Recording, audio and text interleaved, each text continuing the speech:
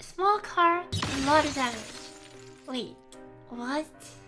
Carlotta is a glacial DPS who deals heavy bursts of skill damage, largely limited by her cooldowns. Let's break down her kit, calculate her strongest builds, and go over optimized rotations and team comparisons. It's time to start the show.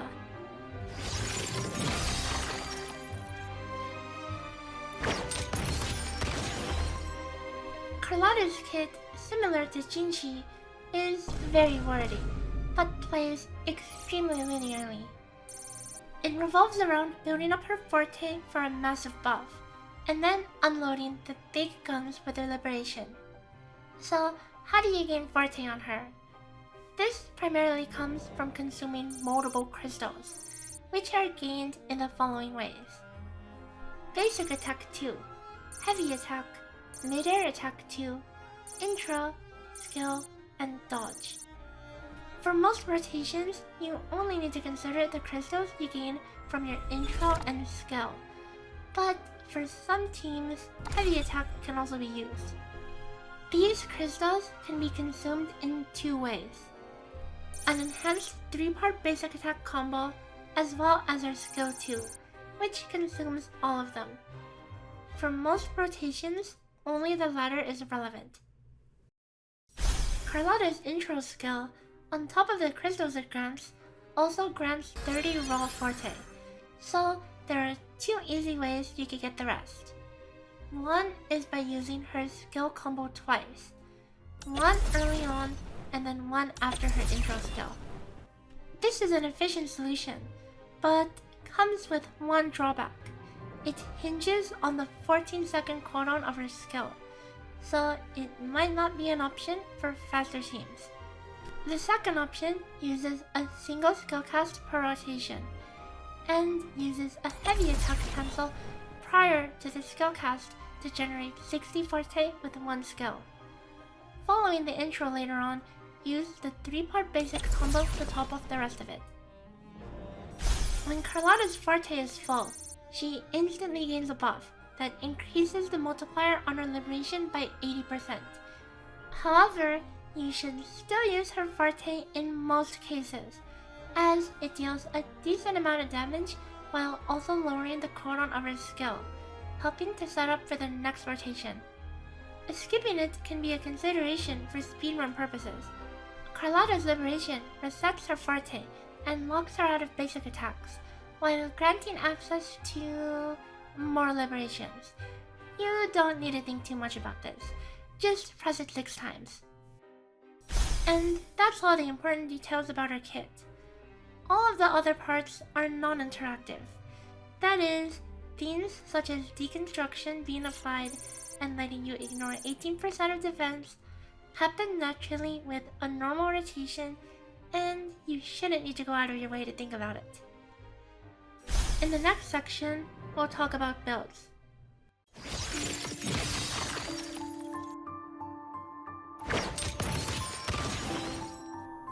Let's start out by looking at weapon choices. As the first limited pistol user, there's not many other options. Her weapon is the obvious go-to choice, offering just over a 20% increase over static mist. Thunderbolt is an acceptable option for a 4-star pistol, as it scales decently but requires a slightly revised rotation to max out the buff before using her liberation. Undying Flame is another usable option, and Romance in Farewell is a very mediocre choice, as the effect does not work with deconstruction. In terms of Echo builds, even with her signature weapon in play, Forte 311 Double Glacial is preferred. Glacial and Attack are not far behind, but these alternate options fall off more when you do not have a weapon. For Echo sets, there is only one real choice: the Frosty Resolve set. If for some reason you need to cope with freezing frost, you're looking at roughly minus 22% DPS. The value of Substats is fairly standard. Crit rolls have the highest value, with attack percent as a second priority. Skill percent is not far behind, and flat attack is totally viable as well. For skill leveling order, Liberation is the highest priority, followed by Skill, Forte, and at a much lower priority, Intro and Basic Attack.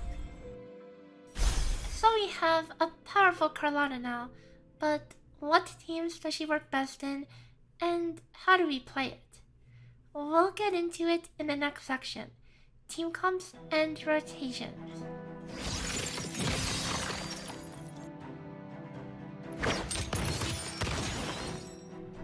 Carlotta has several options for teammates with widely varying budgets.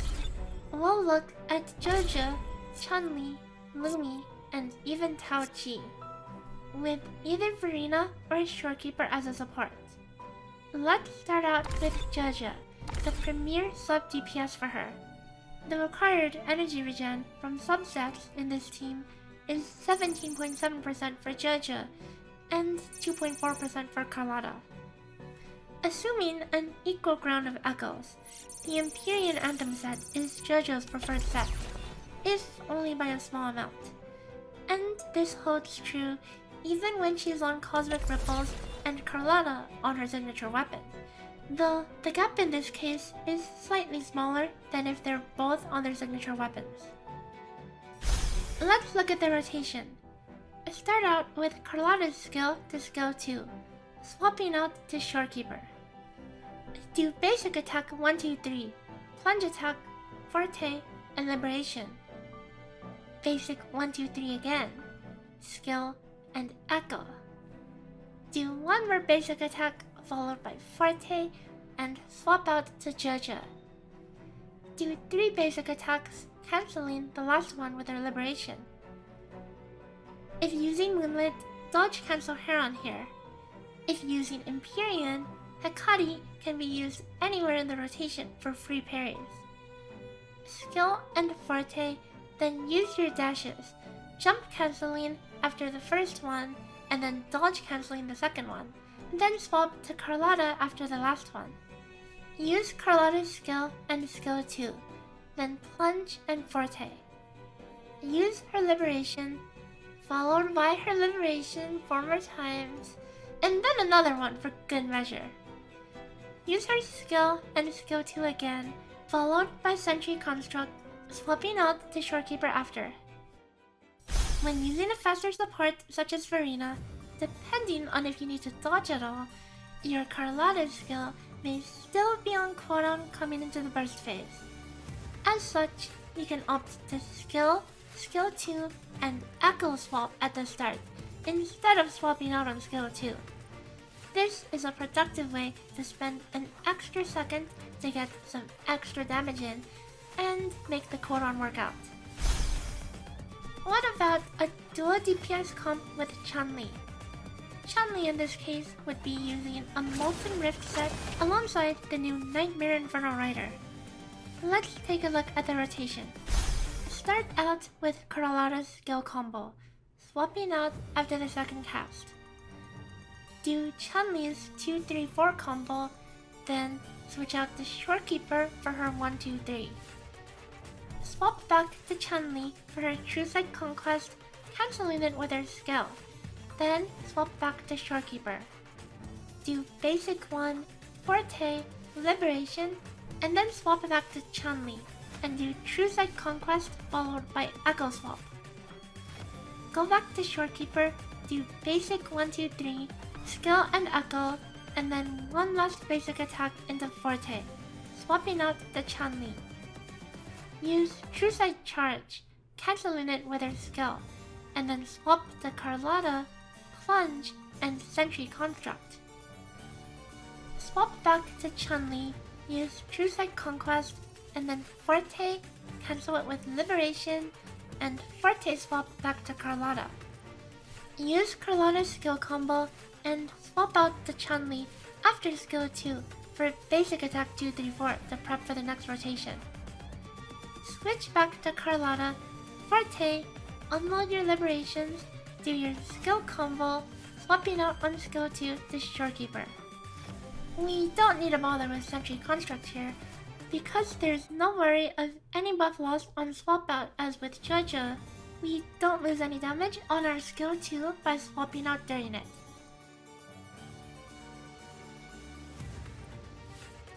Next, we'll look at a team comp with Lumi as a buffer.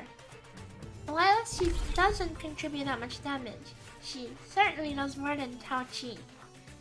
The key change to the following rotation is that since Lumi's outro buff only lasts for 10 seconds, we have to prep Carlotta's Forte adequately before she intros in, such that she can get off her entire combo within the amplification buff. Start out with Carlotta's heavy attack in the skill combo. After skill 2, switch to Shorekeeper and do basic 1-2-3, mid-air attack and Forte, cancelling it with Liberation. Basic 1-2-3 again, use her skill, Fallacy, basic attack and Forte, outroing to Lumi. Use her skill and cancel it with Liberation. Then use one heavy attack followed by one basic attack combo. Skill again, and after 6 beams fire, use Heron and swap out to Carlotta. Use her skill combo, swapping back to Lumi. Then immediately swap back.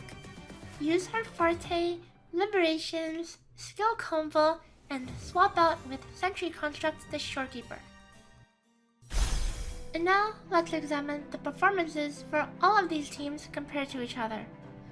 Note that the calculations starting from this video have 2 main differences from previous ones. For one, the base substat assumption has lowered, and secondly, rather than using 10% resistance as per the overworld, it uses 20% as per TOA.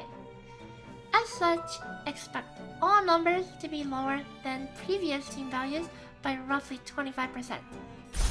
A Carlotta team with Shorekeeper and her signature weapon is, as expected, around 10% higher than that with Verina.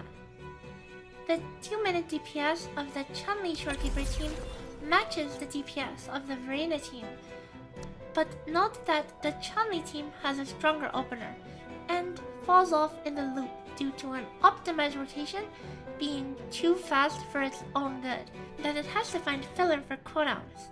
This team at its peak has a higher burst potential than the Zhezhi team even.